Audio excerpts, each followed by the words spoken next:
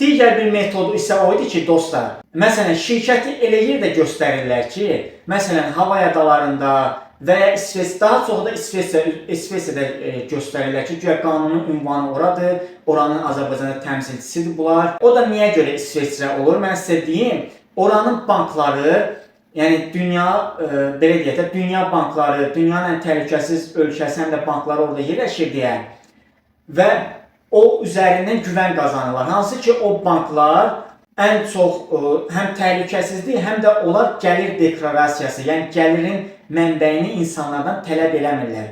Bu üzərindən də insanları onlar, belə deyək də, aldadırlar. Güya ki, bunlar İsveçrədədirsə, çox belə qanunidir, yəni böyük bir şirkətdir, yəni özlərini belə tərənnüm edirlər. Və bəzən də hal-hazırda müasir trend olan kriptovalyuta üzərindən güya bunlar dünyadakı bank sistemini çökdürəcək bir maliyyə inqilabı ediblər.